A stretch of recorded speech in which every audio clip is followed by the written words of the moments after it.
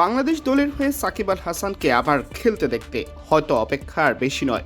সরকার প্রস্তুত, বোর্ড প্রস্তুত সাকিবও। তবে একটা প্রশ্ন সবার মনে, 2024 সালের 5 আগস্টের পর সাকিবের নামে যে মামলা হয়েছিল এর নিষ্পত্তি হবে কিভাবে? সাকিব ও তার ভক্তদের জন্য রয়েছে বড় সুখবর। তার নামে থাকা মোকদ্দমা তুলে নিতে কাজ শুরু করেছে বিসিবি। এই সুখবর জানিয়েছেন বিসিবি পরিচালক ও জনপ্রিয় কণ্ঠশিল্পী আসিফ আকবর। ডিবিসি নিউজের খেলার আড্ডা অনুষ্ঠানে আলাপকালে আসিফ বলেন, সাকিবের উপর যেসব অভিযোগ রয়েছে তার একটা ফাইল হয়েছে, সেগুলো নিয়ে তার আইনজীবী যোগাযোগ করেছে বিসিবির সাথে। খুব দ্রুততম সময়ের মধ্যে, আশা করি রবি সোমবারের মধ্যে চেষ্টা করব মন্ত্রণালয়ে সাকিবের কেসের ফাইলগুলো পাঠিয়ে দেওয়ার। তারপরের দায়িত্ব সরকারের।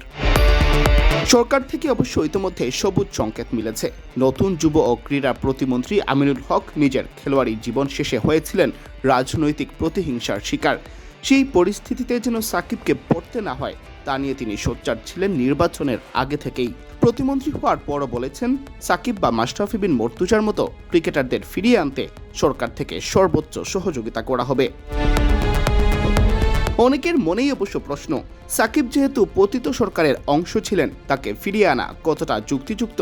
এরও ব্যাখ্যা দিয়েছেন আসিফ আকবর। তিনি বলেন, সাকিবের অনুশোচনার ব্যাপারটা তিনি ফেসবুকে ক্লিয়ার করেছেন ইতিমধ্যে, যেটা আমি দেখিনি। সম্প্রতি আমি আমেরিকায় গিয়েছিলাম, সাকিব বলল সে খেলতে চায়। সে মিডিয়ায় বলেছে সিরিজ খেলে তার কেরিয়ার শেষ করতে চায়, এটা তার ডিমান্ড।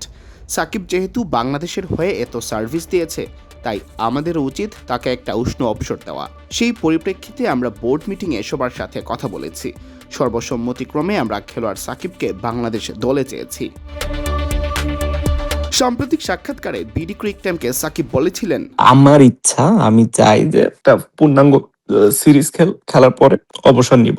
সেটা ধরেন আমাদের একটা যদি পূর্ণাঙ্গ সিরিজ হয় কোনো একটা দলের সাথে, সেটা কি হয়, 2টা টেস্ট, 3টা ওডিআই, 3টা টি20। সো ওরকম একটা সিরিজ আমি পুরোটা খেলে, মানে এমন না যে জাস্ট একটা ম্যাচ খেলে অবসর নিয়ে করে ফেললাম, জাস্ট পূর্ণাঙ্গ একটা সিরিজ খেলে পুরোটা অবসর নিলাম 3টা ফরম্যাট থেকে সুন্দর করে। এরপর থেকে তাকে দলে ফেরানোর ব্যাপারে তোড়জোড় শুরু হয়। আগামী মাসেই পাকিস্তানের বিপক্ষে বাংলাদেশের হোম সিরিজ, আর এই সিরিজ দিয়েই মাঠে ফিরতে দেখা যেতে পারে সাবেক এই অধিনায়ককে। সিয়াম চৌধুরী, বিডি ক্রিক টাইম।